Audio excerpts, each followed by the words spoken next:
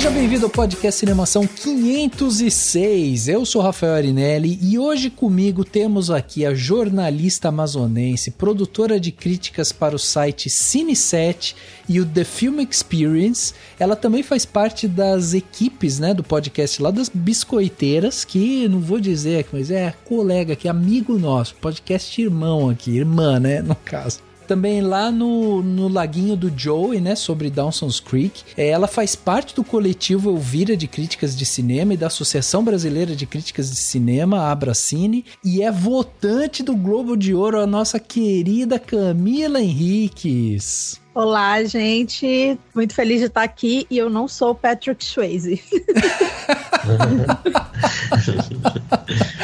Muito bom, muito bom. Que bom que você avisou, viu, Cami? Porque os desavisados... Pra quem viu o filme, né, entendedores... Exato, já vão entender. E temos aqui conosco também, pela primeira vez no ano, né, o ilustrador, escritor, o cara que é apaixonado por terror, que já fez várias capas para livros aí, tá também na curadoria, na direção de arte lá do Cine Fenômena. Temos aqui o colunista do Cinemação, o grande Cauê Petito. Opa, fala pessoal, bom aqui estar com vocês. E como diz uma música que toca nesse filme, a gente se importa demais. Pois é. We care a lot. We care a lot, exatamente. Gente, olha só que legal, né? Estamos aqui hoje reunidos, né? Para bater um papo sobre o filme Guardiões da Galáxia Volume 3, filme que chegou aí no dia 4 de maio de 2023, filme dirigido e escrito pelo James Gunn e que marca também o adeus do James Gunn aí ao universo Marvel, né? Afinal de contas, ele tá lá indo contribuir agora para a nova fase da DC. E para além disso, né, o filme também ele invoca ali vários assuntos que vão além, né, da simples aventura e tudo mais. Vai falar sobre reconstrução, sobre perdão, sobre perfeição, tem várias coisas legais aí pra gente discutir e hoje nós vamos então debater sobre Guardiões da Galáxia Volume 3 e se você não viu o filme, já saiba desde já que vamos dar spoilers, por isso fica aqui já o aviso de antemão para que você esteja alerta. Afinal de contas, a gente vai querer falar tudo sobre o novo filme da Marvel. Vamos bater esse papo então sobre Guardiões, mas no segundo ato desse podcast. Hey! Where did you go, Squirrel?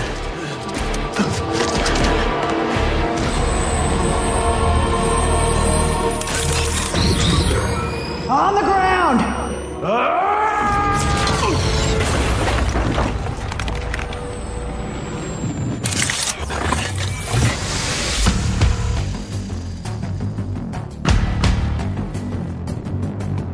Chegava aos cinemas no dia 4 de maio de 2023 o filme Guardiões da Galáxia Volume 3. Filme feito aí com 250 milhões de dólares e que até o momento já arrecadou aí mais de 318 milhões de dólares.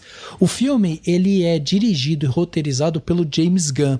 Né, James Gunn, que foi o cara que fez o primeiro Guardiões da Galáxia lá em 2014, fez o Guardiões da Galáxia Volume 2 lá em 2017 e recentemente fez também o Esquadrão Suicida, daí da DC, né? E é ele quem tá indo agora para DC para coordenar tudo lá, organizar tudo. Além do James Gunn, acho interessante a gente ressaltar aqui que nós temos o Henry Brahan como diretor de fotografia.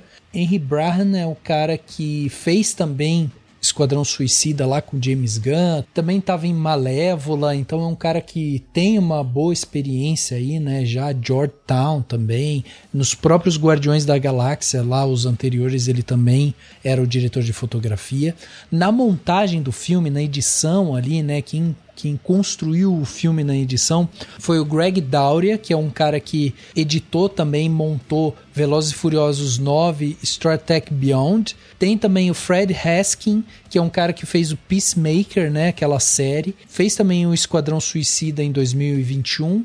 E ele também tem uma série de filmes que ele fez com Tarantino. Então ele fez Era Uma Vez em Hollywood, Os Oito Odiados, e também trabalhou com James Gunn aí nos Guardiões passados. Ou seja, é um cara que tem bastante experiência e tem bem o timing da edição, e eu acho que a gente vai falar um pouco sobre isso também, principalmente nas cenas de ação. Na direção de arte, que é outra coisa que chamou bastante a nossa atenção, pensando aqui no filme, né? Tem também a Samantha Ávila, que fez a direção lá de Homem-Aranha Sem Volta Pra Casa. Tem o Zachary Fanning, que fez um curta, na verdade, chamado Wrong Way Up. Tem também o Lauren Flynn, que fez Pantera Negra Wakanda Pra Sempre. O Alex Guinness, que é um cara que fez Bad Hair, é um filme aí que não é tão conhecido, mas ele já tem alguns longas na carreira. E tem a Britney Hitz, que fez Shazam, Fúria dos Deuses. No elenco, né, vamos começar aí com os principais nomes. Então a gente tem o Chris Pratt, né, que faz lá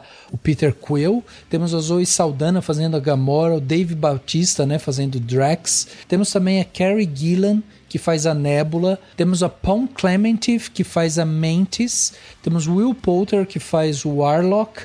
Temos o Sam Gunn, que é irmão do James Gunn, né, que faz o Kraglin. E aí a gente tem nas vozes o Bradley Cooper, né, fazendo a voz do Rocket, e temos também o Vin Diesel fazendo a voz do Groot. Para além desses nomes, que já são nomes ali um pouco mais conhecidos, nós temos o Shaquille Woody, que faz o vilão, que é o High Evolutionary, né? A gente tem também a Maria Bakalova, que faz a voz da Cosmo, a Cosmo, que é a cachorrinha falante aí do filme. Temos a Linda Cardellini, que é a Layla, né, que é amiga do Rocket, e temos a participação especial do nosso querido Sylvester Stallone fazendo o Staccaro Gord, que é ali um líder, enfim, um líder vigarista, vamos dizer assim, né? Enfim, Guardiões da Galáxia Volume 3 conta a história, né, desse grupo que a gente já ama tanto, que está tentando se recuperar ali, principalmente por conta da perda da Gamora. O grupo ainda não está conseguindo se adequar muito bem, eles estão tentando refazer a vida justamente em lugar nenhum onde eles ficam, né? E o Peter Quill, ele está ali tentando refazer a vida dele de alguma forma. Porém, o passado do Rocket vem à tona quando ele é atingido pelo Warlock e se fere gravemente. Isso faz com que o grupo se reúna e precise aí lutar para ir atrás da história de vida do Rocket para que ele possa sobreviver. Tudo isso envolto, né, justamente a recuperação, a esses traumas que foram criados aí, principalmente em Vingadores Guerra Infinita, e eles precisam agora novamente unir força para tentar salvar a vida do companheiro deles que não está bem. E é isso, né? Basicamente isso é a história do filme. E uma das coisas que me chamou a atenção no filme, assim, já foi que o filme tem um certo tom de despedida, assim. Vocês sentiram isso também? Eu senti não sei se era uma coisa do próprio James Gunn, né, do fato também de ser um filme que meio que fecha a trilogia Guardiões, pelo menos dentro desse formato, né, que a gente tá vendo. Então, não sei, assim, mas tinha uma aura de despedida. Vocês sentiram isso também? Acho que sim. Como todo fim de trilogia, né, na própria Marvel, né, as trilogias, elas têm essa coisa de fechar, apesar de terem várias outras participações dos personagens, né? Eles vão continuar participando de outros filmes e a gente já sabe que vão ter outros filmes, né? E que o próprio Star-Lord vai voltar de uma forma ou de outra, né? Assim, o final da última cena pós-crédito já diz assim, né? Não se preocupem, né? O Chris Pratt vai voltar, gente. Bacana. Mas eu acho que tem muito disso, mas eu acho que também tem esse extra, assim, da gente saber que o James Gunn tá saindo da Marvel, né? Tá indo pro outro lado, né? Ele já tinha, na verdade, ido, né, fazer o Esquadrão Suicida, então eu acho que já tinha esse pezinho dele fora, até porque teve um momento que ele realmente saiu mesmo, né? Que ele chegou a ser tirado, né? Uhum. Então, acho que foi também, assim, fechar as arestas e fazer, de certa forma, um epílogo após os Vingadores, né? Porque também ali também foi um desfecho, né? Que acabou não sendo, né, para os Guardiões. Yeah. Exato. Acho que a Camila definiu perfeitamente tudo que eu também sinto em relação a essa sensação de despedida. É algo que talvez venha até mais pela saída do Gunn. Talvez, se o curso das coisas fossem diferentes, a gente teria algum novo filme, mas pelo mesmo o curso das trilogias no cinema mesmo, um caminho que é meio que não verbalizado, mas que é que as trilogias, né, que o terceiro filme é sempre a derrocada, né, o final dramático da história que tá contando. Por esse caminho, assim, a gente já tem uma sensação de que é uma despedida, de certa forma. Como ela disse, eu vou ficar aqui só repetindo, mas é isso, assim. Mesmo na Marvel, né? Vão ter 800 filmes pela frente ainda, gente, com Guardiões, calma.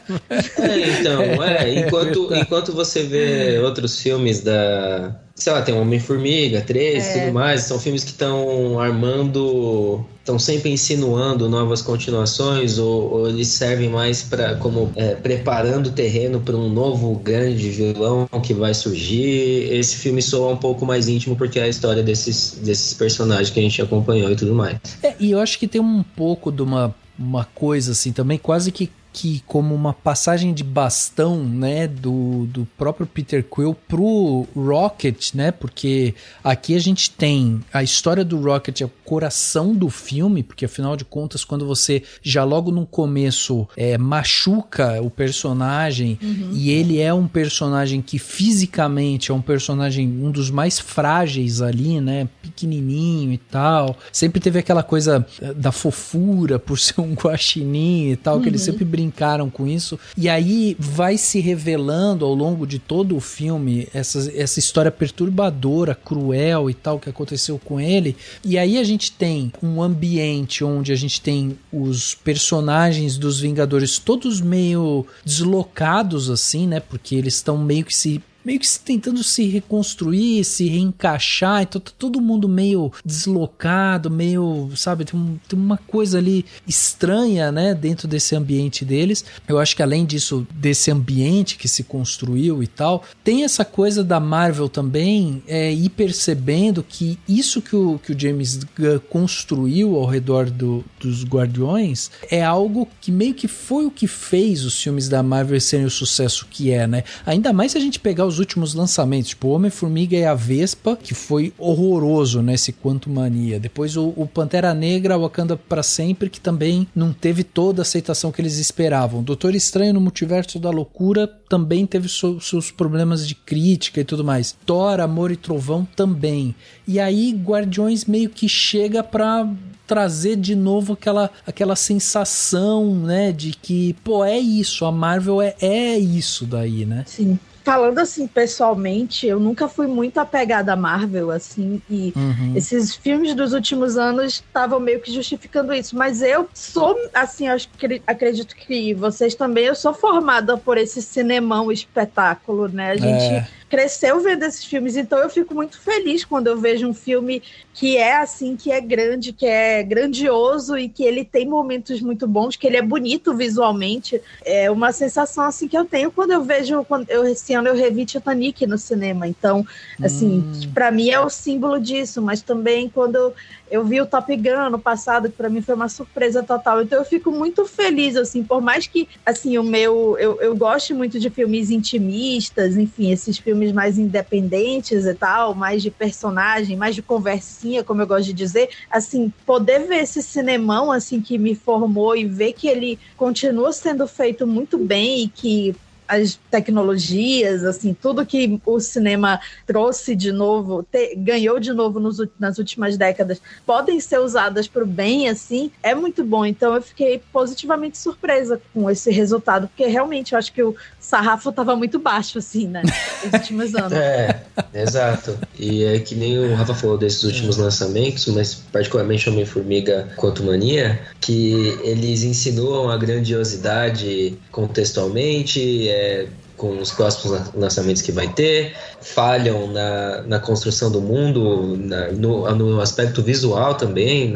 Eu não sou um purista de computação gráfica, mas às vezes quando você está colocando tanta fé da construção do seu mundo nela e você faz um mau trabalho, no cenário digitalizado tudo fica muito artificial e ao invés de tudo parecer grandioso, parece justamente o oposto, né?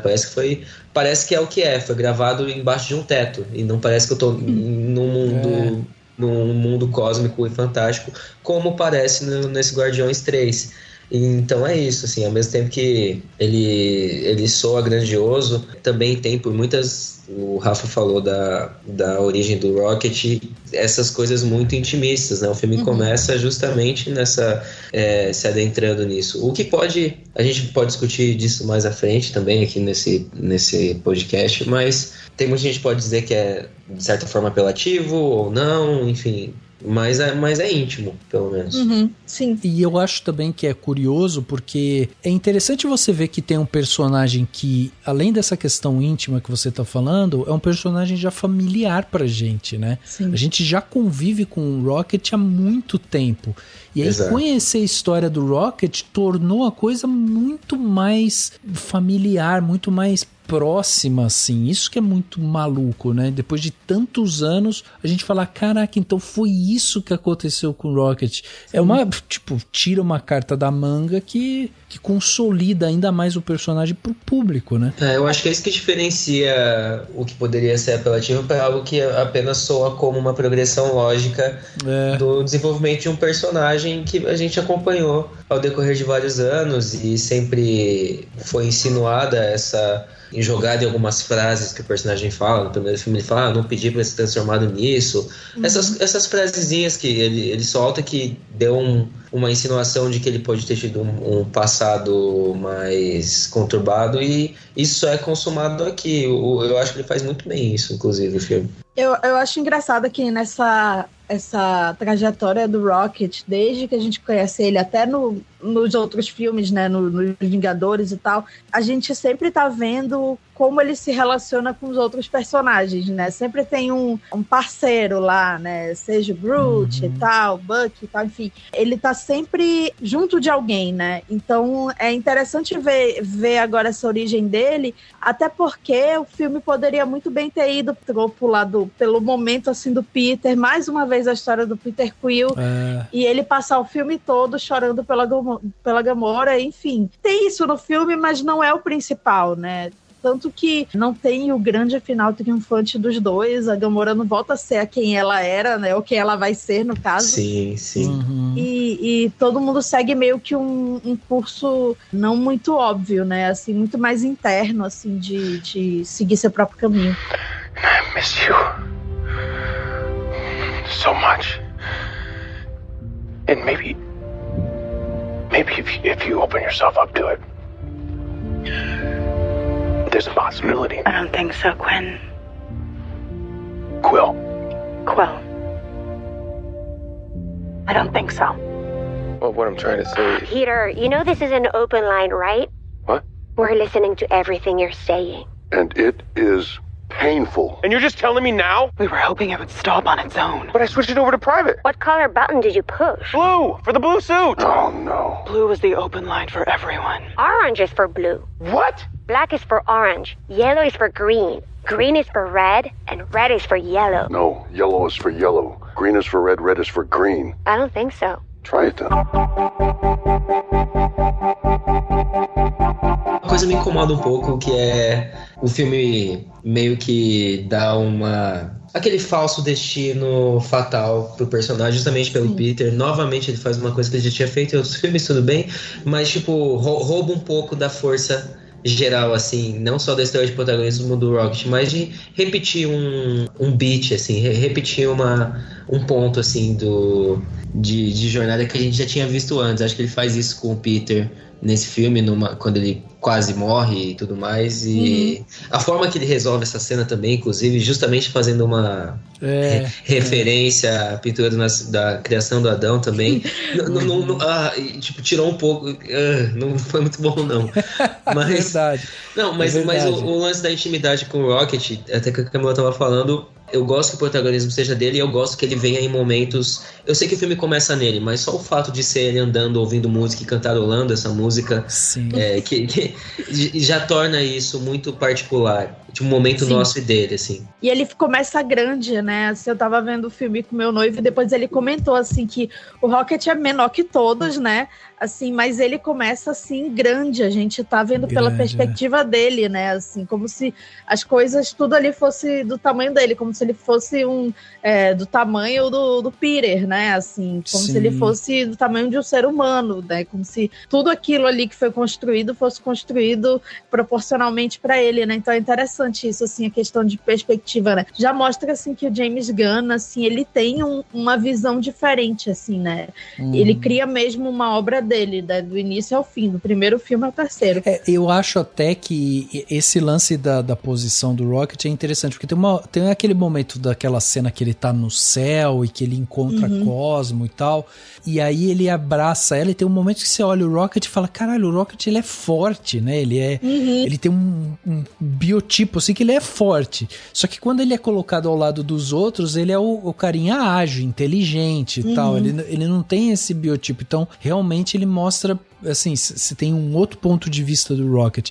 E isso que o Cauê tava falando sobre ter um certo exagero, eu acho que isso, né, Cauê, isso meio que volta ao longo do filme algumas vezes, assim. Por ter esse tom meio que de despedida, às vezes eu tive a sensação de que o James Gunn parece que ele fica forçando um pouco a gente a achar que vai ter um momento ali, tipo, de muito tenso, e aí ele corta a cena, sabe? Tem um corte rápido e aí já tá tudo resolvido. Eu vou te dar um exemplo. Quando eles estão naquele mundo que eu acho maravilhoso, aquela nave orgânica eu acho maravilhoso aquele cenário, mas tem um momento ali que o Drax toma um tiro no peito. Sim. E aí ele fica meio agonizando, e aí sobe a música de tensão e tal, você fica, cara, pronto, o Drax vai morrer. Aí corta a cena, ele saindo, caminhando e pronto, sabe? É muito rápido esse aí, né? Muito rápido.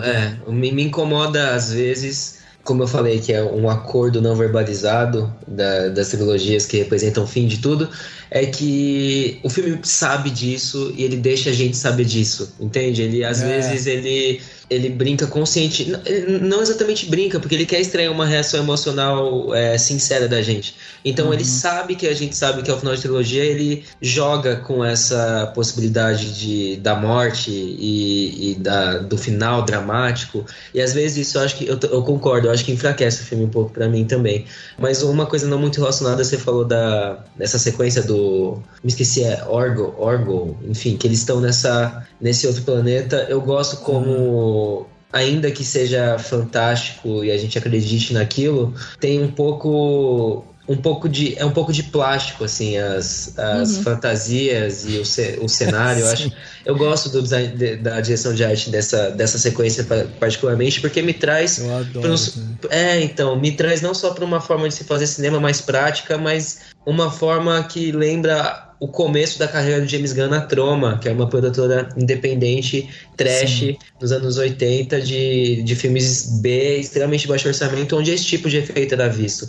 Então eu acho isso legal, mas só voltando pro que a gente estava falando mesmo, eu acho que o filme força um pouco alguns momentos, ele força por saber que ele é o final de uma trilogia. Isso me incomoda um pouco. Esse lugar onde eles vão, que tem esse ambiente, né, todo construído com matéria orgânica e tal, eu acho que esse é um dos pontos que me chamou a atenção. E só para vocês terem uma ideia, recentemente a gente gravou um podcast aqui falando sobre Dungeons and Dragons, né? E aí lá, uma das coisas que eu expressei isso, né? Eu falei que uma das coisas que me chamava a atenção era, às vezes, a gente não ter a quantidade de espécies interagindo dentro daquele universo, porque isso traz pro espectador justamente essa proporção de grandiosidade, né? Do que está sendo construído, que existe, né, outras espécies, que existem outros universos ali e tal. E eu acho que aqui em Guardiões isso é feito com uma maestria, assim, pelo James Gunn, porque primeiro a gente tem, por exemplo, esse lugar que é todo construído com matéria orgânica, que, cara, é uma coisa que a hora que você tá ali, você já vai ver daquela primeira cena quando eles começam a pisar lá em cima, que você vê aqueles pelos saindo. Sim. Aquilo é maravilhoso. Não, eu amo isso. Eu amo que parece... É meio nojentão, assim. Nojentão. É uma pele, sabe? Eu gosto disso, parece um orifício, sabe? É muito sensacional. E aí, assim, não é só isso, né? Tipo, toda a mecânica lá dentro. Então, tipo, mesmo essa questão da roupa, a estética, né?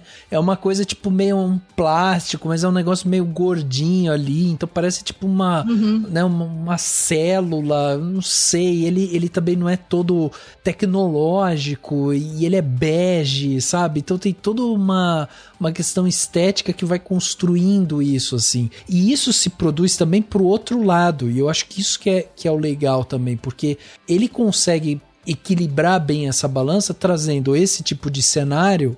É um cenário, em algumas vezes, meio perturbador, assim, mas quando ele se aprofunda na questão dos personagens, e daí ele vai mostrar, tipo, aqueles seres, né, que o vilão tá construindo ali e tal, cara, tem uns seres ali tão bizarros também, né? Com cabeça de porco, um braço mecânico. É assustador, assim. É assustador. Eu tô perturbado ainda. Obviamente, ninguém aqui deve imaginar que é muito fã de ver crueldade com animais. Mas uma coisa, de novo, vou me adiantar um pouco aqui, mas na cena pós-créditos tem é um diálogo que não precisava existir. Mas que um dos personagens pergunta pro Rocket: você não tem pena deles? Você não tem pena de matar esses animais que estavam invadindo aquele deserto, aquele vilarejo, enfim, onde eles estão protegendo? E o Rocket fala: às vezes, mas essas pessoas não têm segurança, enfim. Quando eu via esses bichos que o Rafa tá falando, com cabeça de porco, mas um corpo com pelo, um corpo de outro mamífero, enfim, eu chegava a ter dó deles, assim. Eles vão causar mal pros protagonistas e são retratados como vilões, mas você fica com dó, porque o filme inteiro já... porque se você não sente isso naturalmente, o filme inteiro já mostra a crueldade que é exercida sobre eles. Então você fica meio, caralho. Eu acho muito curioso, assim, muito diferente, né? Porque não é uma coisa, assim, que é sugerida a vários filmes, assim, né? Como, sei lá, um Thanos, por exemplo, né? Assim, é algo novo pra gente, né? Que a gente tem esse impacto lá de ver a Terra invertida, de certa forma, né? É engraçado, né? Porque os personagens, os guardiões são todos muito carismáticos, então cada situação nova que eles vão se inserindo, assim, é muito engraçada, né? Mas é também, assim, assustadora. Eu acho que esse filme, ele é mais violento, assim, né? Ele é mais aterrorizante, de certa forma, né? Ele tem mais sangue, né? Ele é mais trágico, apesar de não ter nenhum personagem principal, assim, né? Não é como um Vingadores, assim, né? Que tem aquele banho de mortes, assim, mas ele tem mais banho de sangue, assim, pelo menos assim na minha percepção, né? Eu não sei se é uma impressão minha, assim. Não, eu acho que ele tem sim, né? E o Rafa falou da construção de mundo, e tipo, quando o filme não tem tempo pra fazer exatamente uma construção do universo, de você se adentrar na cultura de outras raças alienígenas, mas ele resolve isso muito bem justamente na pluralidade que ele faz no design das criaturas que a gente vê. A gente vê designs variados, tipos variados de personagens, às vezes que aparecem em cena por 3 segundos, e essa diversidade já enriquece o mundo, mesmo quando eles estão na Terra invertida e você vê diversas raças de animais, né? E você já vê eles inseridos em situações e você começa a pensar em como a dinâmica social daquele mundo funciona, e isso se resolve muito bem no visual deles, na forma como ele resolve isso, não só através da maquiagem, mas da concepção mesmo das criaturas e tudo mais. A Camila falou da violência, e esse é sim, né? Acho que é o filme mais violento da Marvel, não é? Graficamente, eu tive essa sensação também, porque veja, mesmo o próprio Rocket, logo no começo, quando ele é atingido, cara, é um desespero, você fica desesperado, porque o bicho tá sangrando, e eles, né, com a mão suja de sangue, colocando a mão no peito dele e tentando, né, resolver aquilo e tal. Então realmente, a boca espumando, assim, né? A boca espumando. Então assim, eu acho realmente assim que esse é um filme, ele tem uma questão de violência que é um pouco mais visceral realmente, mas eu acho que é tudo muito bem comedido, assim. É um filme que eu acho que ele é bem redondinho nisso, né? E até sobre isso que vocês estavam falando, sobre a questão dos personagens e essa questão que o Cauê levantou também sobre você ver aquelas criaturas e você às vezes se compadecer com elas, porque você sabe que elas foram fruto, né, de um experimento ou de um teste desse... Esse vilão, ele tem essa questão de busca pela perfeição e tal, e aí quando a gente vê essa parte, né, que ele acabou manipulando ali e tal, eu acho que tem uma crítica ali, ou enfim, não necessariamente uma crítica, mas uma menção, talvez, a justamente essa questão, né, de inteligência artificial, manipulação genética e tal, e essa questão da busca pela perfeição que ele tem, foi uma das coisas que me chamou muito a atenção, porque me lembrou algo muito aos moldes nazistas, né?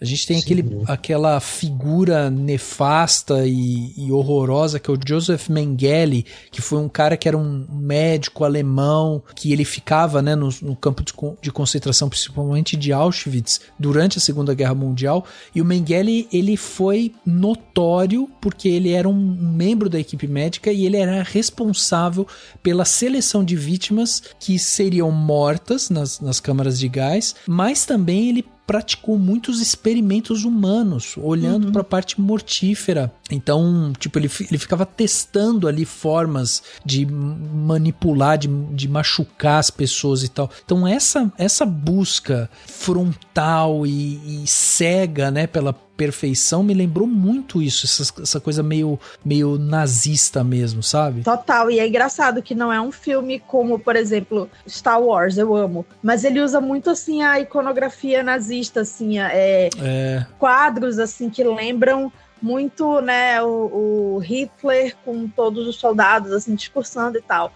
Até para retratar a vilania, né, do Darth Vader, do Kylo Ren, enfim, do personagem do Domhnall Gleeson. Mas nesse aí ele é muito mais essa questão, assim, da perfeição. O personagem que tá buscando a perfeição máxima. Se eles não atingirem a perfeição, se eles falharem, eu destruo e faço tudo de novo, né? Eu não lembro se é o Rocket que fala assim, você não gosta de pessoas, alguma coisa assim, né? Ele fala, você não quer a perfeição, você simplesmente não gosta das coisas do jeito que são. Isso, exatamente. Acho que isso sintetiza muito, assim, né? Porque a partir do momento que você cria que alguém está no mundo, independente, assim, da origem e tal, a pessoa, o ser, no caso, né? O ser vai ter uma própria trajetória ali, né? Assim, pode errar, acertar, enfim, dentro do que pode ou não fazer, mas é uma trajetória imperfeita, né? Assim, não tem como seguir essa perfeição ariana, né? Que eles colocam, né? Que é muito realmente semelhante a esse ideal, né, ariano. Tem uma cena que eu acho muito bem feita, ela é rápida, que é que esse auto-evolucionário aí tá no fundo, e ele é um personagem muito de desenho animado, né, ele é mal como o Pica-Pau, né, assim, tanto é que o Chris Pratt até chama ele de esqueleto, né, assim, faz umas analogias, e aí ele tá no fundo, e aí tem uma criança correndo, assim, como se fosse um ratinho mesmo de laboratório, assim, em volta dele, né? E a câmera vai girando. Acho muito... Mostra esse arrojo técnico, né? Que o James Gunn traz, assim, de diferente. Assim, é uma coisa simples, mas você vê, assim, que é um diretor mais preocupado, assim, com uma... Sim. E só a questão do vilão, como é bom ter um vilão que é simplesmente, né, desculpa o português, um grande filho da puta mesmo.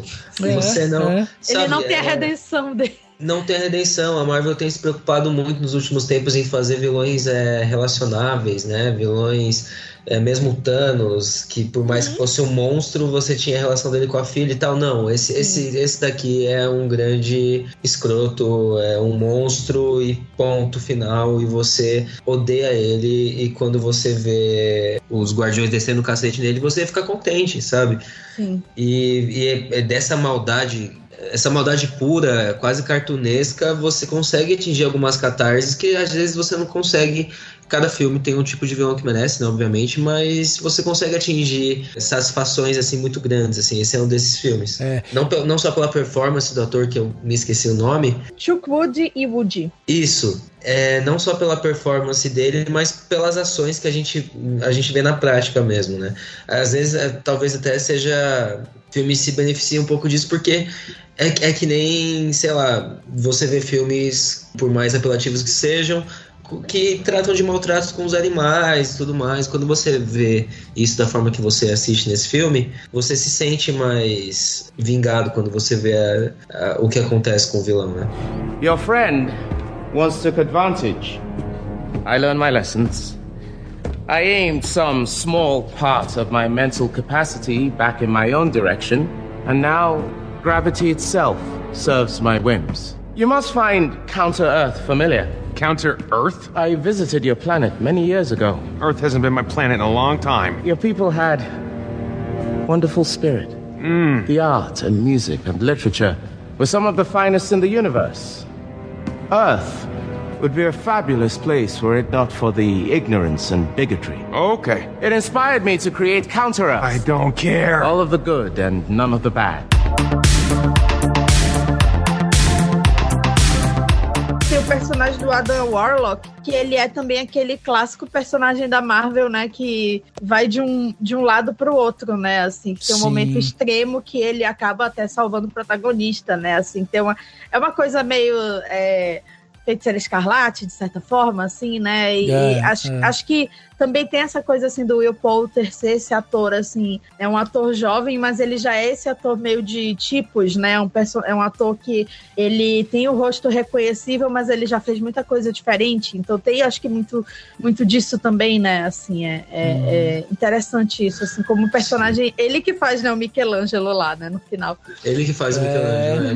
Mas ainda assim, eu acho o personagem dele uma das coisas que eu menos gosto nesse filme. Do ponto de vista da função dele, assim, pra história. Eu também acho que acaba sendo menos interessante, assim, de tudo, né? Parece, assim, só uma conclusão lá da história da Elizabeth Debicki, né? Mas não é tão interessante quanto o vilãozão mal que nem o Pica-Pau.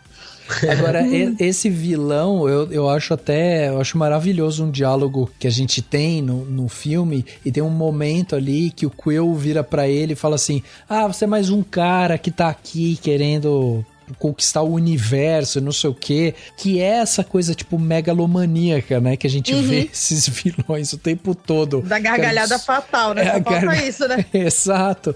E ele meio que fala, não é isso, eu tô querendo... tipo, aperfeiçoar uma coisa que a gente já tem. Tipo, ele tá querendo criar um mundo novo ali, né? Ele tenta não tá racionalizar, né?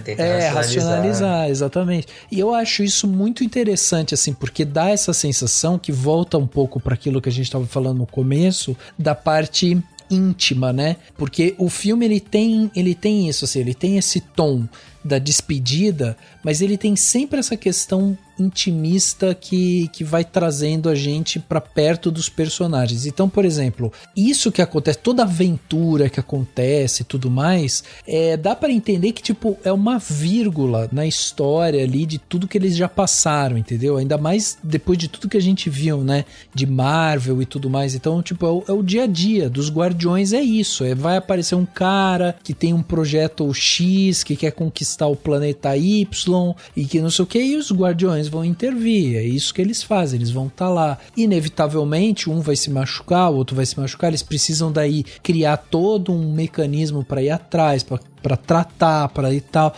Então, tipo, isso a gente vai vendo que é isso, é o dia a dia deles. E para além disso, a gente vai ter também esse mergulho em cada personagem. Então, por exemplo, eu acho que a gente teve, principalmente no Guardiões Volume 1 e no Volume 2, esse mergulho mais intenso justamente no Quill. Era o cara que trazia emoção e tal. Aqui, eu acho que a gente consegue um pouco mais entender, lógico, né? O Rocket é o grande coração ação desse filme, e quando ele tá naquele cativeiro com aqueles outros que tá ali perto dele, aquilo ali é muito sensível, assim, sabe? Eles se dando força, eles pensando que, daqui a gente vai pra um lugar melhor, e não sei o quê. Então essa coisa íntima se contrapõe justamente a essa questão da perfeição, porque quando a gente fala de intimidade, a gente tá falando em aceitar justamente o outro como ele é, e não como a gente quer que ele seja, né? E essa fala também tá lá, né? Quando a própria Gamora fala pro Quill, então você vai querer que eu seja alguém. Não, você vai ser, essa sua versão é boa. É a partir desse momento que ele passa a aceitar. E eu acho muito curioso a gente ter, de um lado, um vilão que é perfeccionista, que tá correndo atrás de algo super, né, correto e tudo quadrado e certinho e tal, e quem vai enfrentar eles é o grupo de heróis mais desleixado, improvisado que tem, que os caras não têm nunca um plano, o plano deles é improvisar o tempo todo, né? Acho que as próprias relações entre eles são todos personagens quebrados, né? Assim, personagens que perderam alguma coisa, que perderam alguém, né? Assim, passaram por algum tipo de trauma, né? Então é mais relacionável, assim, né? De certa forma, por isso, assim, que acho que o meu grupo de super-heróis preferidos, eu gosto muito do Guardiões da Galáxia, mas, assim, os meus filmes de super-heróis preferidos são os do Homem-Aranha e os de X-Men, assim, porque são personagens, assim, com os quais a gente se identifica mais, assim, eles não são o menino prodígio, né, assim, não é aquela coisa, assim, apesar desse último Homem-Aranha, ele ser isso, né, muito, mas então, acho o Homem-Aranha do Sam Raimi é o ápice, né? O Homem-Aranha do Sam Raimi é o Monte Hiroshimori, assim, dos filmes de super-herói, principalmente o segundo, né, e tal, tem toda... Maravilhoso. É incrível, mas enfim. Mas olha só, por exemplo, a gente estava falando aqui desse vilão que ele não consegue enxergar, né, o erro e enfim, ele acaba sendo essa figura, o filho da puta da história ali. Sim. E aí você tem esse grupo de heróis que são desajustados e todos eles têm falhas e tal. Eu acho, por exemplo, a personagem da Gamora aqui também muito bem explorada, assim, porque a dificuldade que a Zoe Saldana tem que ter aqui é de ela ter que se desvincular da figura da Gamora que a gente conheceu, que foi a pessoa que se sacrificou pelo grupo e tudo mais. E nesse filme a gente consegue se desvincular, a gente entende que é outra personagem, tem o mesmo nome, o mesmo visual e tudo mais, mas é outra personagem, ela tem outra personalidade, e isso é muito legal, assim, porque daí dá como ferramenta, né, pra Zoe Saldana, dá essa possibilidade dela trazer outros elementos da Gamora que a gente não conhece, tipo a raiva, ela ser intempestiva e tipo ela ser super habilidosa, como a gente já sabia que ela era, mas, né, ela ter essa questão de ela não quer fazer parte daquilo, ela é turrona e tudo mais, e ao longo desse convívio a gente vai vendo uma Gamora que vai sendo amenizada um pouco com aquilo. Então isso foi legal, assim, também da gente ver, e eu acho que isso se repete, a gente vai vendo muito isso, né? O Drax, por exemplo, é o cara que ele faz as piadas, é um cara muito literal e tudo mais, mas aqui, por exemplo, a gente não tem tanto da parte dele violenta, como a gente teve no volume 1, volume 2. Aqui ele realmente ganha essa figura de seu paizão, ele é o cara que é ele que vai conversar com o Quill, né, tipo, tudo bem, a Mantis fala pra ele, vai lá, conversa com o Quill, tá quase uma figura mesmo paterna ali, então essa construção, ela é feita, mas o que eu gosto aqui desse roteiro é que ela é feita dessa forma muito orgânica, sabe, ela é muito sutil, ela não tem aquela mão pesada do roteiro de toda hora ter que ficar super verborrágico e tal, entendeu? Sim, eu acho que também são atores que têm muito... Além de eles terem química, eles têm um ótimo timing cômico, assim, eu fico cada vez mais surpresa, assim, com o David Bautista, eu fico cada vez mais surpresa com ele, porque eu acho que ele foi uma boa adição ao mundo Marvel e ao próprio cinema, assim, nos últimos anos, assim, ele tem feito filmes, assim, onde ele se destaca bastante. No Entre Facas e Segredos 2 do ano passado, ele tá, assim, com esse timing cômico também, assim. É claro, assim, pode ter as limitações e tal, mas, assim, acho que ele trabalha muito bem com o que é dado a ele. E o Drax, ele tem esse lado mais afetuoso, que é muito irônico, porque é o filme mais violento, como a gente falou, né? Sim. Acho que tem essa ironia, assim, né? De que Sim. E a maior parte da violência não vem dele. Na verdade, ele chega até a ser vítima dessa violência, né? Em dado momento. Exato. Então, isso que eu acho muito legal. Daí entra uma outra coisa que eu acho que fica muito evidente. Eu espero que a Marvel, né, vendo o sucesso do filme e tal, que ela continue por um caminho desse, que é justamente o momento em que você dá, né, o espaço pro diretor. No caso aqui, o James Gunn, que dirigiu e escreveu o filme, né, ele conseguiu colocar essas nuances em que a gente vai assistindo o filme e vai entendendo justamente essas construções, assim. Então a gente não precisa ter realmente, tipo, todo aquele apelo emocional de uma forma tão pesada. Ela pode ser mais sutil, ela pode ser mais equilibrada. O humor desse filme, eu acho de um equilíbrio tão grande. Por quê? Porque ele é orgânico, entendeu? Tipo, a parte das discussões, eu adoro essa coisa deles ficarem discutindo sobre coisas banais no meio de um plano que é um plano que você sente que tem a urgência. Afinal de contas, você olha lá e você vê o Rocket na cama, né? E o coraçãozinho dele lá batendo com dificuldade. Então você sabe da urgência. Tipo, isso é colocado pra você. Só que eles introduzem a parte do humor de uma forma tão singela, tão rápida. São piadas ali que, tipo, aparecem do nada, assim, que quebram com aquele ritmo, e aí você entra na tensão, em seguida você já entra na risada, assim.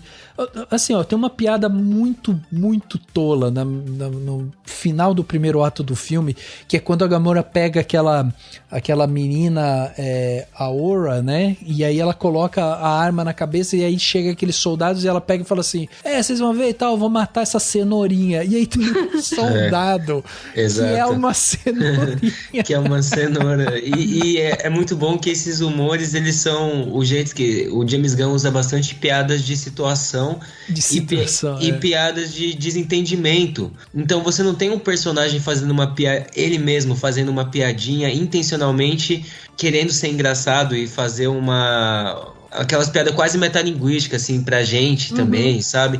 Não, Exato. Você tem os personagens, seja o Drax com humor físico, passando alguém de bicicleta e o Drax coloca de moto e o Drax coloca o braço na frente, sabe?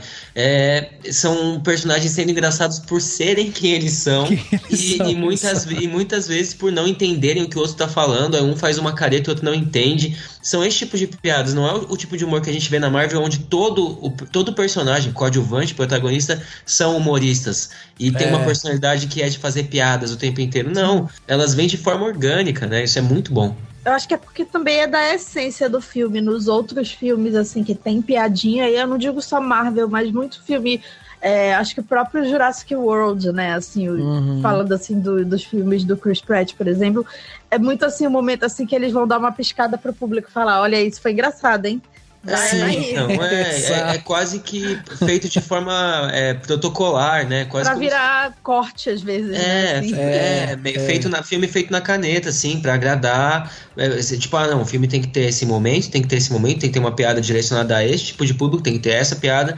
Esse não, soa tudo muito orgânico mesmo. Não, e mesmo quando eles resolvem fazer uma piada entre eles, por exemplo, quando a Mantis coloca a mão naquele soldado e fala: você tá apaixonada por ele, pelo Drax.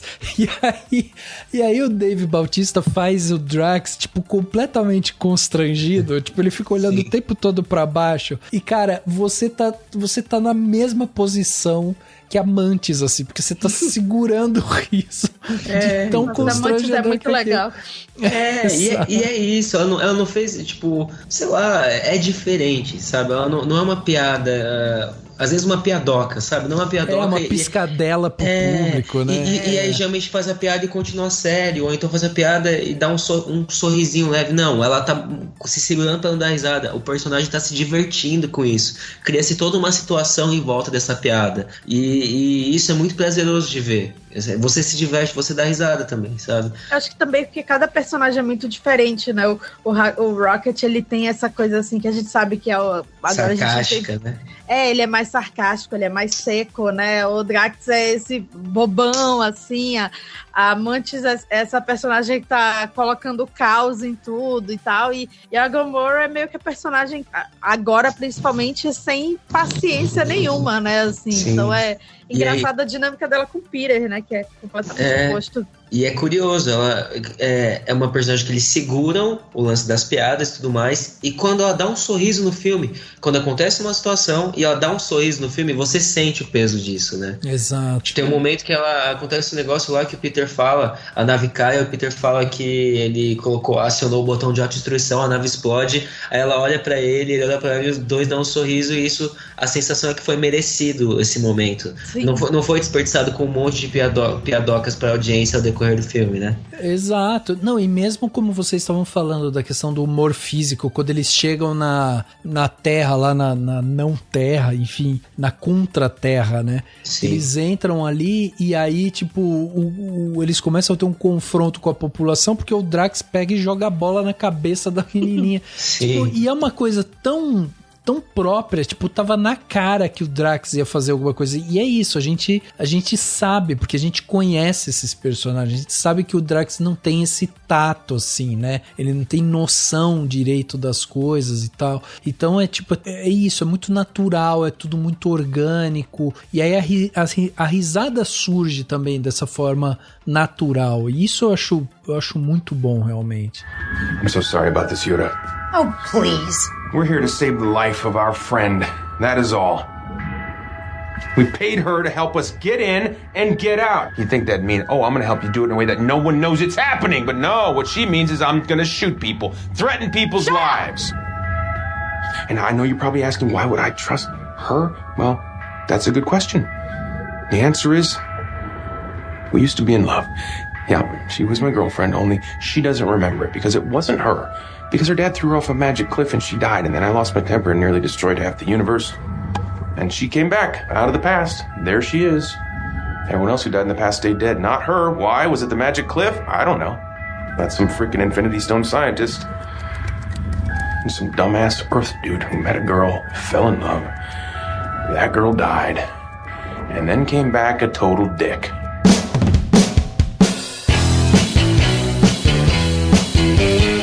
E aí, quando a gente para pra pensar, até ia perguntar isso pra vocês também, o que vocês acham sobre as cenas de ação, porque aqui a gente tem cenas de ação, lógico, né, é um filme todo voltado pra ação e tudo mais, mas eu gostei muito do timing também de ação que o James Gunn coloca. A gente tem uma cena muito clássica, assim, tipo, deles dentro da nave e andando num corredor, e aí eles enfrentando uma série de inimigos, e ali você tem quase um balé, né, porque a cada movimento que um faz, ele meio que introduz o próximo personagem, e aí você vai ali meio que percorrendo, né, um personagem com o outro, vai entendendo toda aquela cena, mas não é só isso, por exemplo, quando eles vão entrar na nave lá do vilão, você tem as duas coisas acontecendo ao mesmo tempo, né? Você tem o Quill com o Groot pulando da nave, tipo, eles estão escapando, enquanto você vê o Drax, a Mantis e a Nebula entrando dentro da nave, tipo, então você não precisa necessariamente ter uma cena dessa plástica, né, deles lutando com todo mundo, tipo, uma cena dessa mostra justamente esse time, né, tipo, é uma cena de ação, porque um tá fugindo e o outro tá invadindo, e você já percebe tudo que tá acontecendo ali, então, assim, essa questão da ação me chamou também a atenção por isso. Eu também achei ela muito bem comedida, assim, e bem cortada, sabe? Bem montada. O falso plano sequência é sensacional, né? Acho que é uma coisa que já tá tão até saturada no cinema, né? Às vezes, assim, eu gosto até de dizer que às vezes, assim, parece assim que é o diretor ou a diretora, enfim, dizendo, olha aqui, eu sei como faz isso, entendeu? Exato. Chamando atenção demais pra si mesmo, assim. Só que esse aí é tão assim, pelo menos assim, eu percebi no meio da cena que era um falso plano sequência, assim, que eu já tava tão envolvida assim na briga, ei, caramba, eles estão fazendo um negócio ali interessante, né, assim, que mais uma vez não é tão a cara desse cinemão, assim, que é legal ver isso nesse cinemão, principalmente do MCU. Eu gosto que ele não divide o filme exatamente por o que chamam de set pieces, né? Ele não divide os atos exatamente por grandes sequências de ação.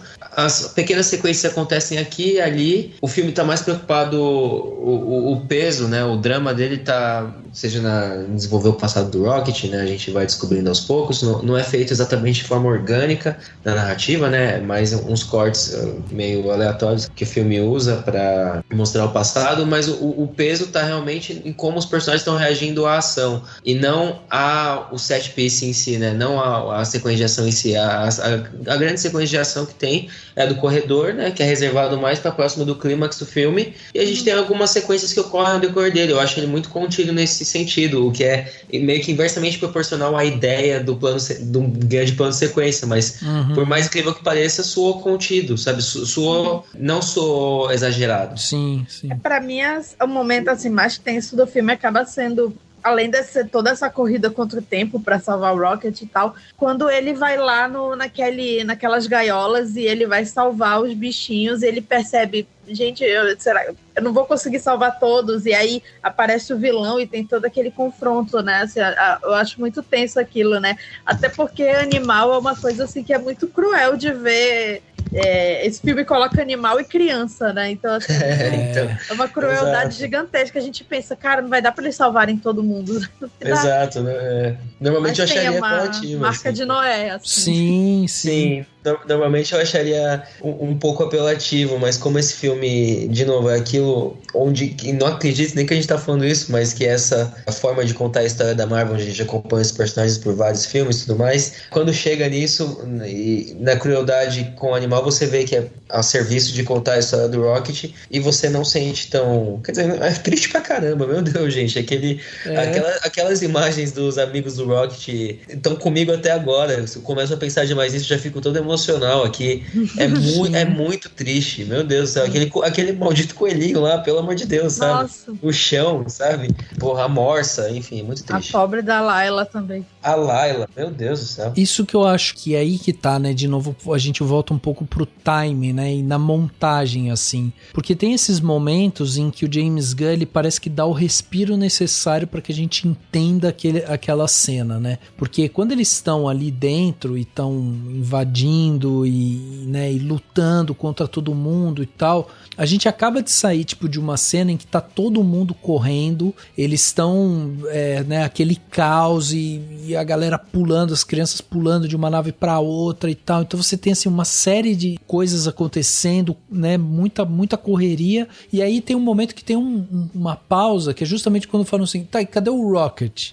E quando vai pro Rocket, aí eu acho que ele faz uma brincadeira legal, que é justamente esse respiro, que é assim, primeiro que ele começa com uma câmera bem parada, né, com o Rocket enquadrado no meio, assim, e aí o Rocket apontando para as crianças, vocês vão por ali e tal, e a câmera fica fixa ali no Rocket, e aí quando ele olha para dentro da sala, ele vê aquele monte de animal, e ele vai entrando, tipo, bem devagar, e olhando para cada lado, e olhando cada detalhe, e a gente tá indo junto com ele, então a gente vai vendo a jaula X, a jaula Y, aquele bichinho aqui, outro ali, e quando ele chega na jaulinha lá, que tem aquele monte de guaxinim pequenininho, cara, aquilo ali é de cortar o coração, assim, porque ele se vê ali, e o olhar do Rocket, né, ele se vê, se reconhece ali, e ele entende justamente tudo que aquelas criaturas ali vão passar, e que elas não têm a consciência que ele tem, e tá tudo expresso no olhar dele, né, então quando ele vai, daí ele passa o cartão, abre a gaiola devagar, ele não abre super rápido, aí ele vai com a cara perto, aí vem o guaxinim bebê, estica o bracinho, coloca no nariz dele, tudo isso, tipo, o James Gunn dá o tempo da gente olhar, a gente vê que o Rocket, né, veio do planeta Terra mesmo, né, ele vai tipo dando todos esses fragmentos que a gente vai justamente compondo cada vez mais o que é o Rocket, e aí esse é um tempo precioso, assim, porque aquilo ali meio que fecha o ciclo, né, da história do Rocket. Lógico, vai ter o grande embate com o grande vilão, a redenção e tudo mais, mas ali já é um momento da família em si, né, porque o Rocket conseguiu ter essa família que é a equipe dele, mas quando ele tá salvando os bichinhos e aí ele olha pra tudo aquilo, é tudo muito devagar, assim, e o James Gunn dá o tempo pra gente olhar, observar, sentir, e aí eu acho que ele quebra isso, não só com a edição ali, mas ele quebra porque enquanto a gente tá contemplando tudo aquilo e sentindo as dores do Rocket, o vilão entra no ambiente de uma forma super violenta. Então, tipo, ele entra, já levanta o Rocket pra cima, bate nele, bate de um lado, bate do outro e tal. E você vê o Rocket de novo exposto e fragilizado, com um cara que chega gritando e tal. E ali você tá vendo de novo essa violência com o Rocket, só que se você já tinha visto a violência quando o Rocket é pequeno, agora a gente tá vendo a violência do Rocket atual. Então assim, é impactante. Só que agora a gente tem um Rocket maduro e que consegue lutar com esse cara, entendeu? Então eu acho que tudo isso, todo esse tempo de você observar o vilão entrar dessa forma, vai reforçando todas essas questões que a gente estava conhecendo do Rocket, sabe? E até todo o conflito dos dois, né? O jeito que eles vão resolvendo isso, que culmina até num dos momentos que faz valer, que parece que o filme até não é da classificação indicativa que ele é, que é quando revela o rosto do alto evolucionário. Porra, nossa, cara. Né? Aquilo é muito bom. Não só de efeito assim mesmo, mas até o fato dele enquadrar o rosto, o algo jeito meio Exterminador do Futuro, né, assim. Então, que até o Peter faz uma referência a Robocop, né, isso. Mas é isso que é legal, né, que o próprio design do personagem antes já contava um pouco da história dele apenas pelo visual, que ele tem um rosto em cima da cabeça dele onde deveria estar, e enfim, aqui a sequência que o Rafa falou é sensacional, é maravilhosa o jeito que ele... E eu acho que tem uma coisa, Cauê, não sei se você concorda com isso, mas eu acho que tem um detalhe só, assim, que reforça, porque eu acho que depois de tanto tempo a gente já tá no final do filme, né, no final do terceiro ato ali, onde realmente o vilão é derrotado e tudo mais, só que a gente tem uma sequência meio, assim, constante da Gamora se aproximando do Quill e tal, e a sensação que dá é que, tipo, pô, se ela ficasse mais uns dias ali, ela poderia gostar do Quill, sabe? Porque ela, né, ela tá ali mostrando que ela tá curtindo aquilo e tal. Só que essa cena, eu acho que ela deixa justamente essa vírgula que o James Gunn traz pra gente, que é esse lado sádico da Gamora que a gente não conhecia, porque ela tira o rosto, né, do vilão ali, e ela tira com sadismo ali, sabe? Ela quer ver esse cara fragilizado e tal. E essa não é a Gamora que a gente conhece, entendeu? Essa coisa não é ela. Então, por mais que a gente tenha tido o tempo todo essa coisa meio, essa aproximação, o Quill tá meio que tá conquistando ela tá, né, sendo seduzida ali por ele, ela também tá se interessando e tal, vai criando na gente uma coisa do tipo, opa, a Gamora tá voltando. Aí meio que o James Gunn, quando mostra essa cena assim muito rápida, é como se ele falasse assim, ó, não tá voltando não, essa daí é a outra Gamora. Tanto que na cena também do abraço, quando resgatam o Quill, ela fica de canto e até a gente vê o Warlock, né? Dando aquele abraço meio sem jeito. Só que a Gamora fica do lado de fora, ela vira as costas e sai. Então é meio que pra ele realmente virar pra gente e falar assim, gente, não é a Gamora, não adianta vocês acharam que é a Gamora, porque não é essa Gamora. Aquela Gamora que vocês conheciam morreu. E o que falta nela não é o Peter, é encontrar uma família que ela acaba encontrando, né? Perfeito. Família de desajustados também, né? Um outro grupo ali, né? Ela não fica... Stallone. Sim, ela não ficar com o Peter é maturidade, é um dever, assim, como maturidade de gênero mesmo, de cinema, assim, do tipo, ó, isso não precisa acontecer e isso não é obrigatório em toda situação. Se você acha que você conhece essa história, Não é a maturidade dela como pessoa, de tudo, assim, sabe? É muito importante que eles não fiquem juntos pra esse filme, pelo menos a jornada do Quill funcione, né? Que também, da mesma forma que ela precisa achar o bando de desajustados próprio dela também agora, o Quill também precisa aprender a nadar, como eles mesmos dizem, né? Então é meio que isso, parte do crescimento da jornada dele se tornou esse. Sim. Essa jornada do Peter que ele começa no filme meio que parece que ele tá numa situação meio de alcoolismo, assim, né? Isso foi resolvido um pouco cedo demais pra mim, assim. Eu acho que ele apresenta logo no começo do filme esse problema, né? O Peter, aparentemente, ele tá nessa situação, ele começou a beber bastante, a Nebula, né, um dos personagens fala assim, de novo? Ele fala, de novo. Aí eles colocam ele pra dormir, acontece uma situação, aí o Rocket se machuca e o Peter, acho que com 20 minutos de filme, né, um pouco menos, eu acho, ele fala, isso foi minha culpa, se eu não tivesse bebido, o Rocket estaria bem. E aí, tipo, se resolve aí, sabe? Eu acho que se ele vai apresentar isso como uma questão a ser trabalhada, para que ela tenha mais impacto quando aconteça a resolução dela, a gente podia ter perdurado um pouco mais no filme até ele falar, não vou ficar bebendo aqui. Mas isso é só meio que só um negocinho, assim, que me incomoda, assim como... Não, eu concordo.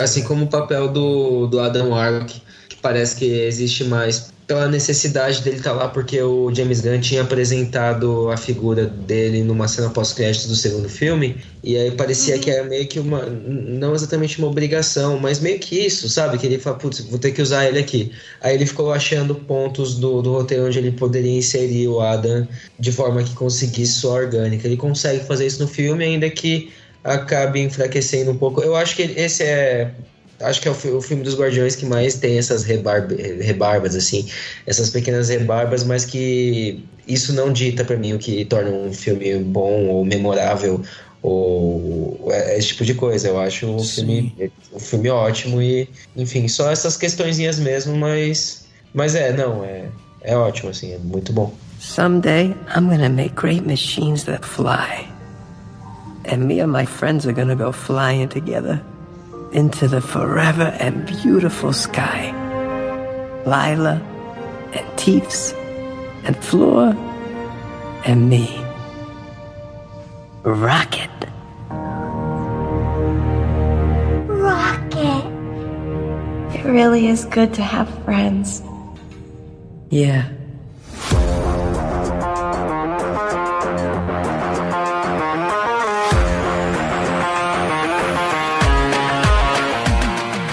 E aí, deixa eu perguntar uma coisa pra vocês. Vocês acham que a gente vai ter um filme 4, por exemplo, de Guardiões, nem que seja num outro formato? Ou esse foi, tipo, o filme derradeiro, né? Que dá meio que um adeus ao que são os Guardiões, e talvez agora o que a gente tem é isso. É tipo, o Quill num filme solo, né? Ou talvez um outro personagem aparecendo em algum lugar. Como que vocês veem isso?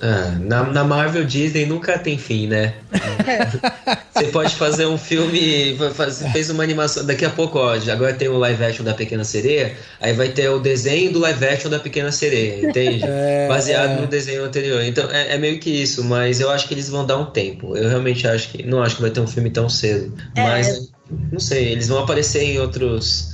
O Peter Quill provavelmente vai voltar num Guerras Secretas ou Dinastia Kang e todos esses outros projetos aí. Eu preferia que eles ficassem em paz por um tempo, mas não sei.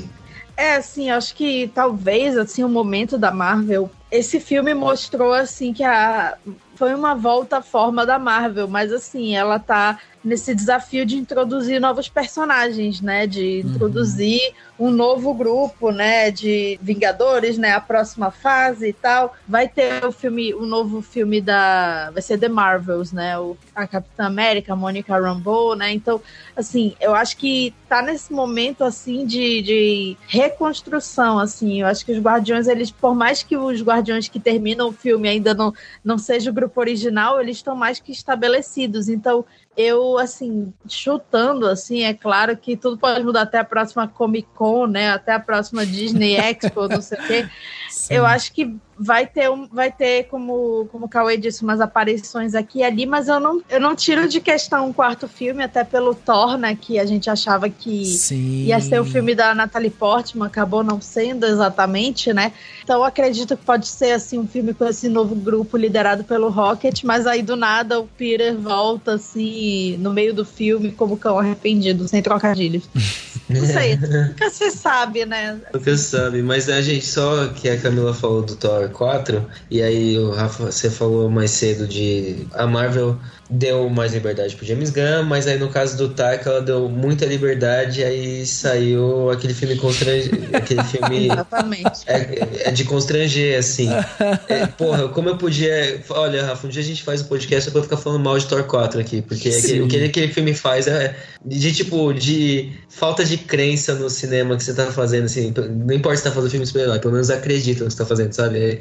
Enfim, vamos voltar a falar do Guardiões. Não, assim, uma coisa que eu posso, assim, o James Gunn tá indo pra DC, e assim, é claro que a DC, assim, a gente sabe, né, que é aquela coisa...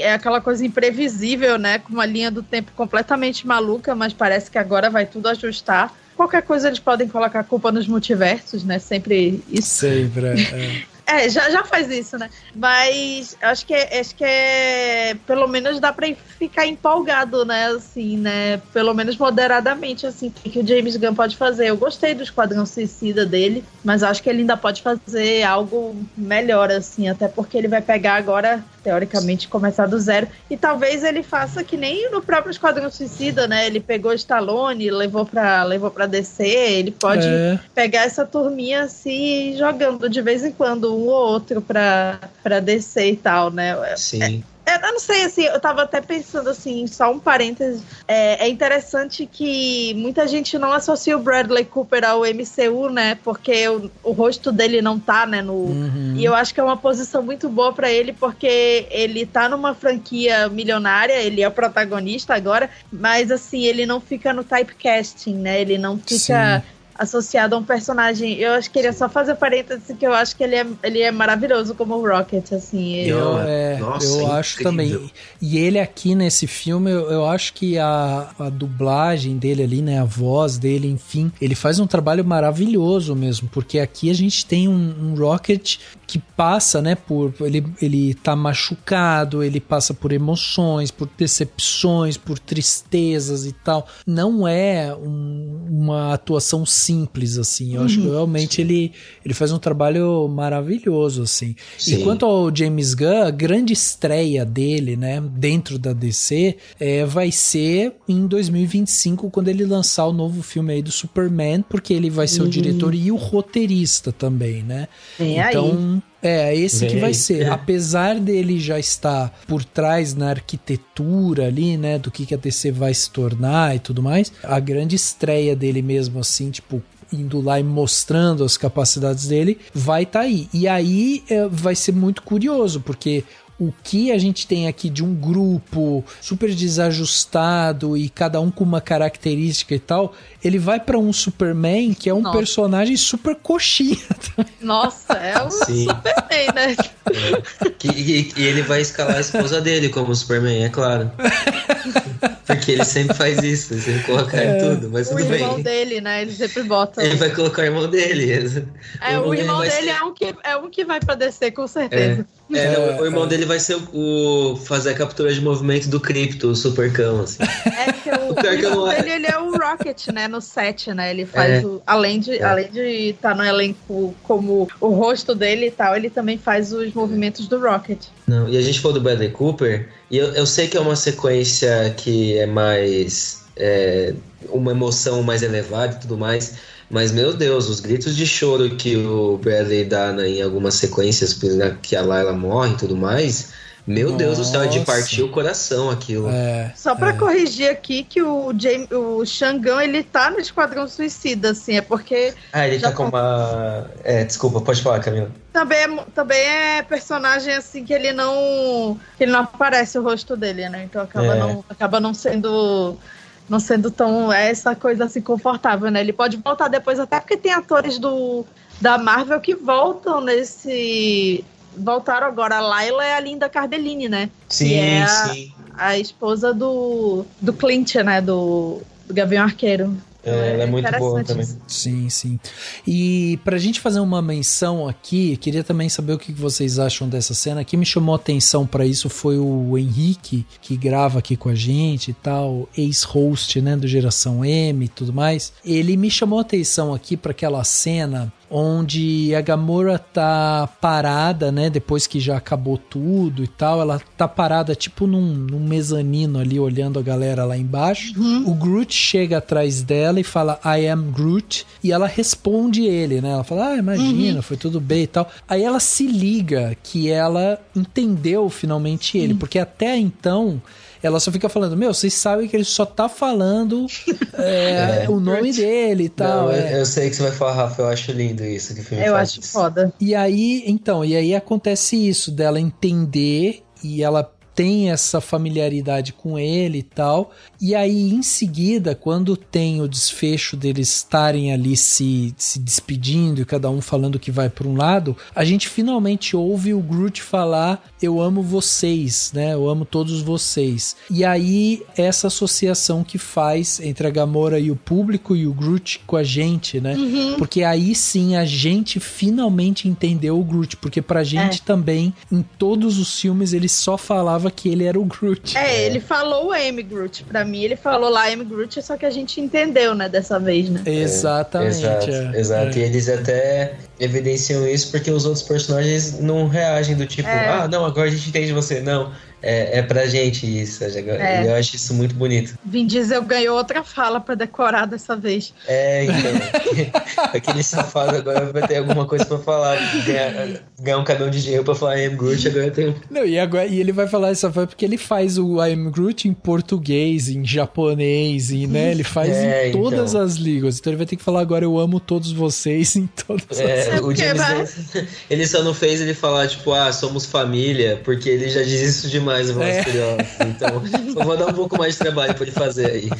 Exato. E outra coisa assim legal é que a gente chega nos anos 2000, né, nas músicas, é legal. Chegamos nos anos 2000, sim. Começa nos anos 90, né, com Creep, e termina com essa música assim que, nossa, deve ter tocado em tanta formatura já, assim, né, que... Sim. Ela é uma música de celebração, né, assim, né. Não, essa é uma música de balada, do beco aqui, sei lá, na Augusta, sabe? De tocar Dog Days Are Over, pelo amor de Deus. Mas o filme é incrível também, o jeito de tocar. É muito. Né? Eu gosto que o filme ele não tem esse. Não é exatamente um cinismo, mas essa consciência, sabe? Essa ironia que muitos filmes têm. Ele coloca Dog Days Are Over, que é uma música que é meio manjada e tudo mais, e meio que foda-se, assim. É a música que precisava para aquele momento, sabe? E ele simplesmente coloca isso da mesma forma que ele faz aquele momento lá que ele recria a pintura com o Adam e o Peter, que aí eu acho que isso funciona até pra, às vezes, tipo, ele faz isso de forma não irônica, ele realmente acredita naquilo que ele tá fazendo, naquele sentimento que ele quer fazer. Só que aí, pra mim, por exemplo, ficou brega. Aquele momento ficou meio fraco. Ficou meio demais, assim, no sentido não tão bom. Mas tudo bem, não é nada que enfraqueça o sentimento geral do filme. Não, e eu acho que tem aquilo que a gente tava falando antes, né? Porque a coisa acontece aqui com tanta naturalidade, é tão orgânico, todas as coisas que vão acontecendo, que a gente não tem exatamente essas piscadelas pro público. Então, quando a gente para pra pensar, por exemplo, nessa cena aí do Groot, que ele fala, né? Eu amo todos vocês e tal, é tipo uma coisa que ele tá falando diretamente pro público, né? Ele tá se direcionando diretamente pra gente, a gente tá fazendo parte agora dos Guardiões ao ponto da gente entender o que o Groot fala, e isso já não é uma piscadela, tipo, é uma coisa super orgânica daquele momento ali. E aí, quando tem alguns elementos que às vezes ultrapassa isso e é um pouco exagerado, aí eu acho que causa essa estranheza, sabe? Quando ele força um pouquinho a mais, tipo, ele consegue caminhar no limite disso, mas quando ele dá uma forçadinha assim, daí você fala, não, Aqui deu pra perceber que você tava tentando manipular a gente, James. Sim, né? Sim. Que nem é o que a gente falou da crueldade com o animal. Esse filme consegue se safar e consegue fazer isso de jeito orgânico, mas às vezes, que nem aquilo que a gente falou mais cedo, às vezes da consciência de que esse é o final da trilogia, né? Que tipo, ó, a gente vai fazer falsas resoluções fatais e esse tipo de coisa. E aí, você sabe que eu acho que tem algumas outras coisas interessantes nessa última fala deles ali como grupo, que eu acho que vale a pena a gente destacar. A primeira é a própria despedida do Quill, né? Que vira pra galera e fala, eu saí de casa com 8 anos e tal, e eu preciso aprender a nadar. E eu acho que isso fica muito evidente porque a gente vê dessa vez um Quill muito mais... Ele tá muito mais fragilizado emocionalmente, né? Mais sério, né? Mais sério, e inclusive naquele momento que a Gamora fala, você tem mais a ver ali com a Nebula e tal, e ele fica olhando pra ela. Nossa. Tipo, ele tá muito frágil, sabe? Tipo, tudo que as pessoas falam, ele tá muito fragilizado com tudo que aconteceu. Inclusive, nessa cena do Rocket, quando o Rocket ali, tipo, meio que tem uma parada cardíaca, alguma coisa assim, que ele começa a tentar reviver o Rocket, ali a gente vê, né, muito disso, assim, o Quill desesperado, não à toa, tipo, eles mantiveram ali os cuspes voando, tudo aquilo ali, porque é isso, ele tá no desespero total, o Rocket sobreviver não é só a vida do Rocket, é um resgate dele próprio, né? Sim. Então quando ele fala que ele saiu de casa com 8 anos, ele quer voltar pra ele tentar revisitar isso, é ele meio que tentando falar que ele precisa se reconstruir, ele precisa se refazer, e aí legal em relação a isso. Daí a gente tem depois a cena da Mantis também falando isso, né? Falando assim, eu amo todos vocês, mas durante toda a minha vida eu fui conduzida pelo ego, depois eu entrei aqui no grupo e fui conduzida pelo grupo, e tem um momento aqui que eu preciso também eu tenho que saber conduzir a minha vida, né? Não posso simplesmente ir seguindo essas coisas, e isso também é muito forte dela ali, porque é uma personagem que é leve e que a gente percebe que ela tá o tempo todo também tentando meio que se autoafirmar também, né? E aí depois a própria Nebula encontrando, né, um caminhar para ela vai ser líder dessa comunidade, o Drax que vai deixar meio que para trás essa coisa de Drax, o guerreiro, o temido, sei lá o quê. O destruidor. O destruidor, pra ser o Drax, o paizão, entendeu? Que é isso que ele se tornou realmente, né? E o Rocket que finalmente recebe esse bastão aqui do Quill, né? Depois de todo esse tempo, esse bastão simbólico, que é, você agora é o grande líder aqui, né? E aí ele, como ele tem uma ligação muito forte também com o próprio Groot, eles, tipo, é lógico que eles vão continuar sendo os guardiões. Então acho que todo o desfecho ali, cada um dos personagens se expondo dessa maneira assim, e aceitando o seu destino e se propondo também a enfrentar um pouco disso, eu acho que é muito simbólico, assim. Por isso também que quando o Groot fala eu amo todos vocês, pega a gente muito na curva, assim, porque daí a gente passa a entender que, tipo, como um tá saindo, o outro tá saindo e o outro tá saindo, quem vai continuar essa jornada dos guardiões somos nós mesmos, mesmo que não seja dentro do cinema, né?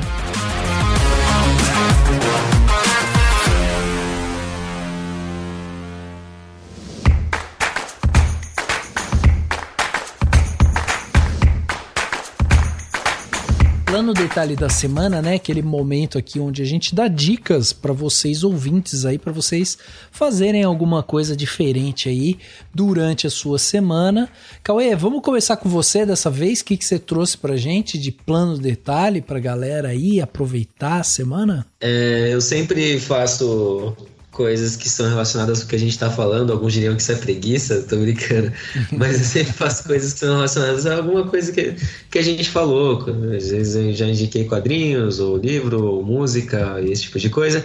Eu vou indicar, já que a gente está falando de Guardiões da Galáxia, que é a saída do James Gunn do MCU, eu vou indicar um filme dele que é muito bom e que eu gosto bastante. Eu ia falar que é muito especial para mim, mas aí vai parecer que dá peso demais para algo, não é tanto assim.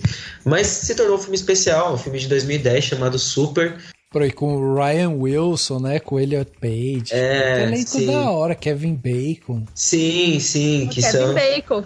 Então. Kevin Bacon. O James Gunn já era fã do Kevin Bacon naquela época lá. Todos somos. Então. O Kevin Bacon aí, que é tão mencionado nos filmes do Guardiões e que o James provavelmente era fã, por isso que chamou para fazer esse filme, que é um filme independente, aos moldes de um filme que saiu mais ou menos perto da mesma época, que é o Kick-Ass. Cara comum que decide se tornar um vigilante do crime, só que a diferença é que o protagonista é o mais próximo de não relacionável que poderia ter, assim, tem várias questões problemáticas que beiram a psicose, psicopatia, enfim.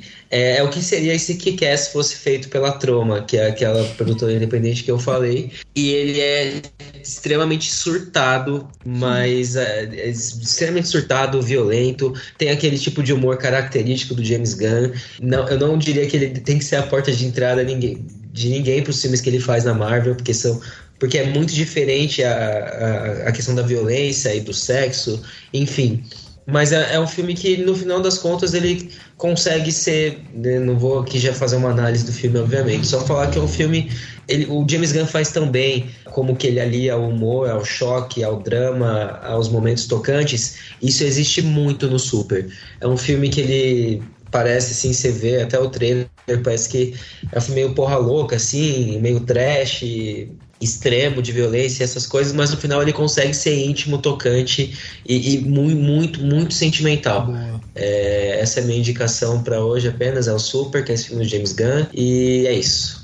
Boa. Também é meio de super-heróis aí, enfim. E só pra reforçar, o Rainn Wilson é o cara que é o Dwight do The Office, ele é o ator principal. Enfim, Elliot Page, Liv Taylor, Kevin Bacon e tal. Tem o próprio James Gunn e fiquem perplexos, mas tem também o Sean Gunn, que é o irmão dele. Tem o Sean Gunn também. Tem o Sean Gunn.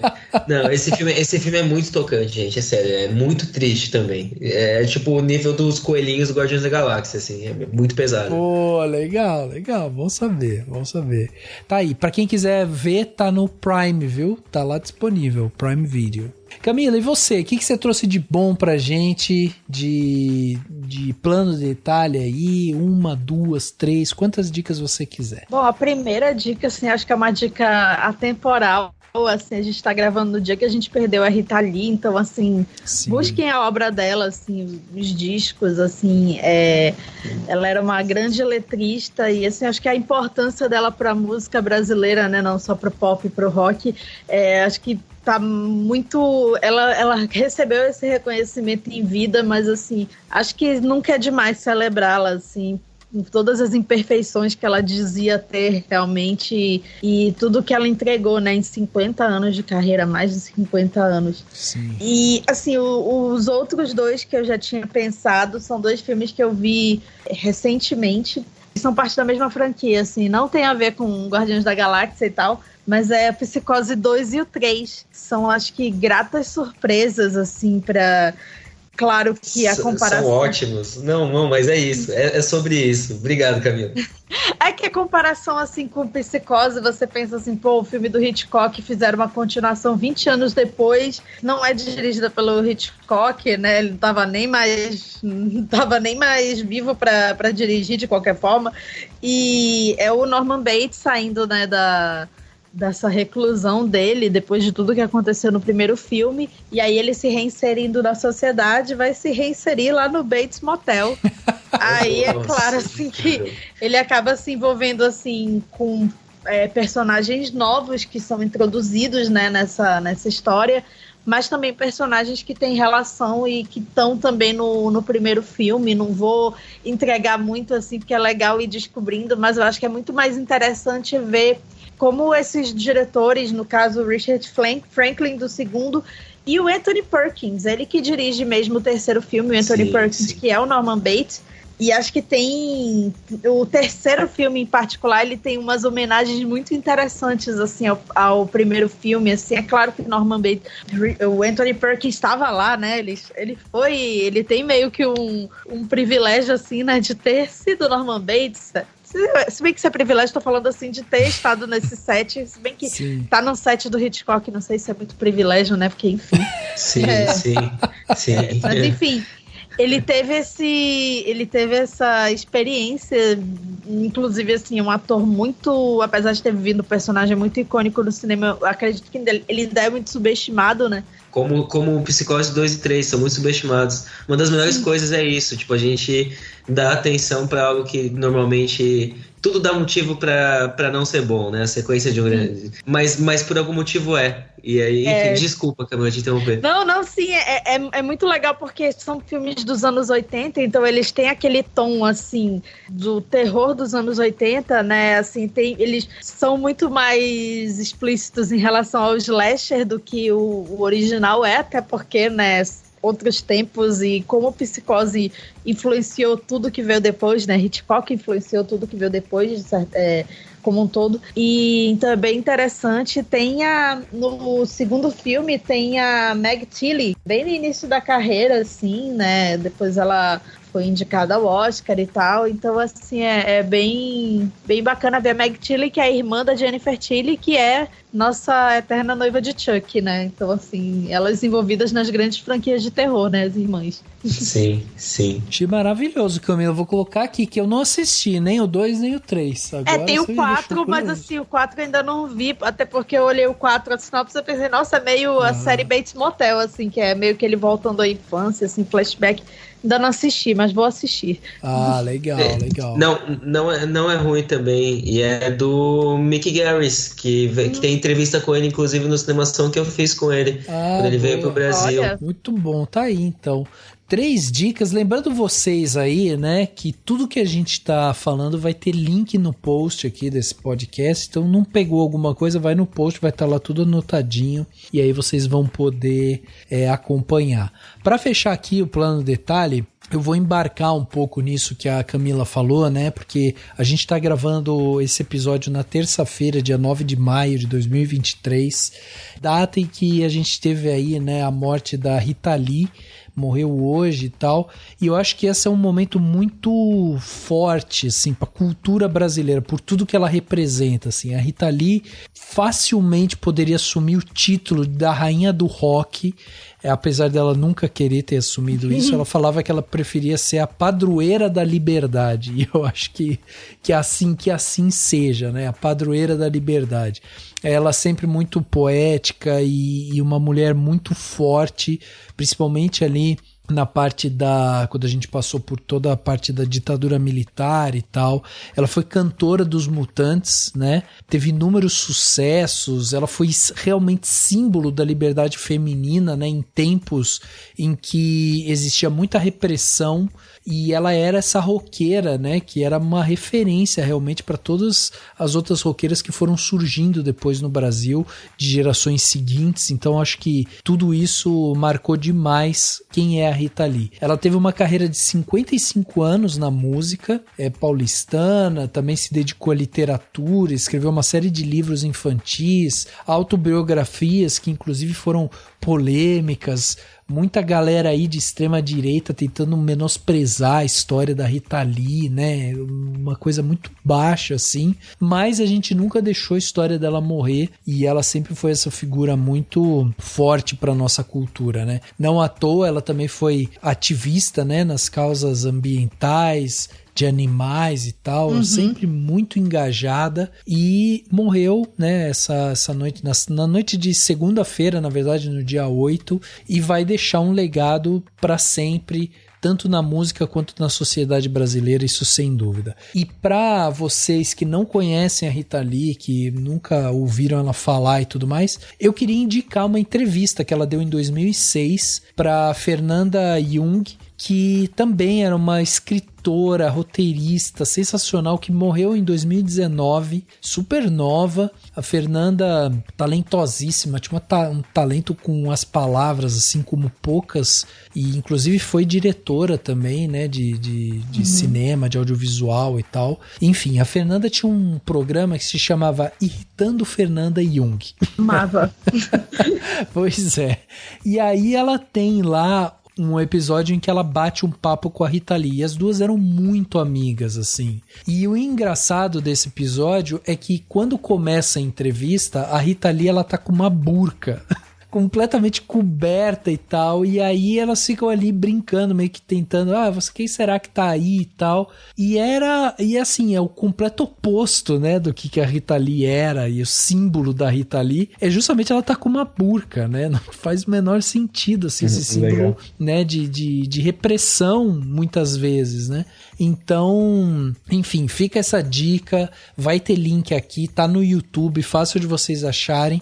Irritando Fernanda Young, Rita Lee, uma entrevista de 2006, e aí o papo delas é muito bom, porque elas passam por isso, passam por falar sobre irritações, passam por falar sobre feminismo, sobre como elas veem a vida, e a Rita Lee é um espetáculo, assim, falando e tudo mais, enfim, eu acho que esse momento a gente tem que realmente celebrar a vida da Rita Lee. Eu digo que, né, a gente perdeu recentemente outras celebridades e esse momento que a gente perde pessoas desse tamanho, desse calibre que a gente perde no Brasil, a gente sente muito na cultura, né, na cultura brasileira. Então, vale essa reflexão, vale a pena vocês irem atrás das obras, como a Camila também bem falou, vai ter link aqui, então corram lá também para escutar a música da Rita Lee, ouvir ela falar, porque essa memória e o que essa mulher fez pelo nosso país e pela nossa cultura realmente nunca será apagado.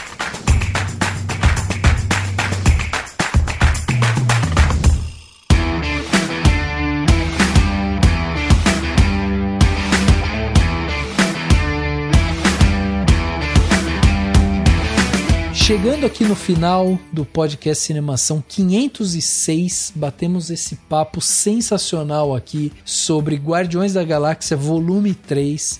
E eu só tenho que agradecer aqui os nossos convidados. Então, Camila, muito obrigado mais uma vez por você estar aqui. Você já esteve aqui com a gente quando a gente falou lá sobre O Pagador de Promessas e agora Guardiões da Galáxia. Você é pau pra toda a obra, viu, Camila? É de tudo um pouco, né? Um pouco de droga, um pouco de salada. Mas só queria falar uma coisa.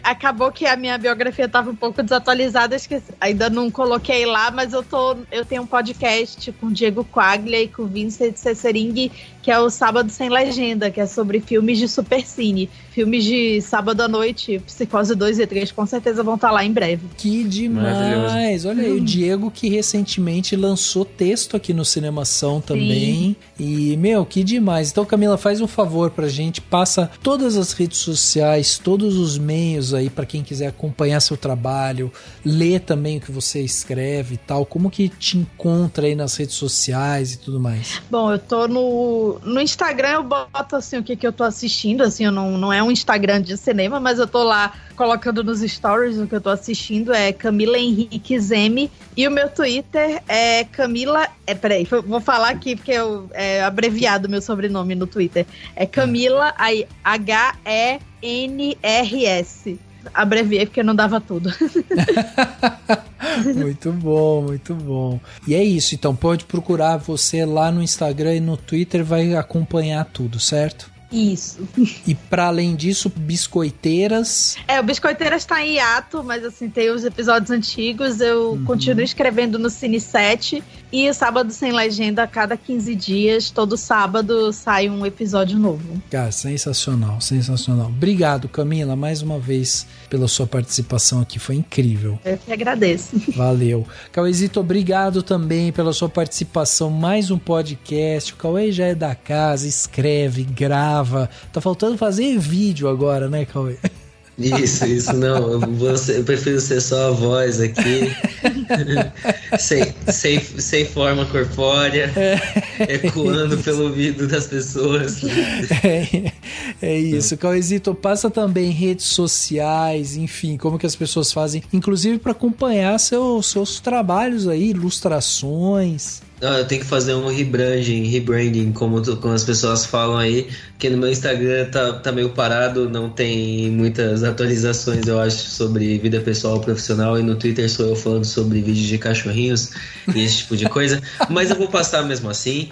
No Instagram é Cauê com C, Cauê Petito, tudo junto, e no Twitter é Cauê_Petito. Vocês podem me achar lá, ver minhas coisas aqui pela Cinemação, acompanhar o Cine Fenômeno, @Cinefenômena com PHE, e é isso aí. Muito obrigado de novo pelo convite, é ótimo gravar com vocês, muito bom gravar com você, Camila, de novo, depois da gente ter se conhecido no Cinepé, e é isso, gente. Valeu, sensacional. É isso, se você gostou do nosso trabalho, né, lembre-se de nos seguir no Spotify, assinar na Apple Podcast, se inscrever no Google Podcast ou no Castbox e favoritar no Deezer, assim você garante que vai receber todos os nossos episódios assim que eles saírem. Envie seu comentário também sobre esse episódio ou outros através das nossas redes sociais, né, sempre procurando por Cinemação, sem o cedilha, sem o tio, Cinemacal, né, você vai encontrar a gente em todas as redes sociais, ou você também pode mandar um e-mail pra gente falando o que você achou desse episódio, ou dando sugestão de tema também, enfim, contato@cinemação.com. E se puder, contribua com o nosso canal tornando-se um apoiador através do valor de um cafezinho, você ajuda demais a gente. O link para se tornar um apoiador estará no post desse podcast. O podcast Cinemação 506 fica por aqui e a gente se vê no próximo.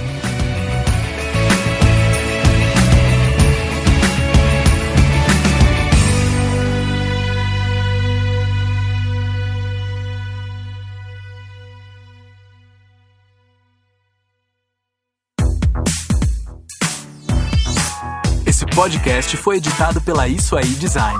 Tudo isso é forma com função. É design estratégico. É isso aí.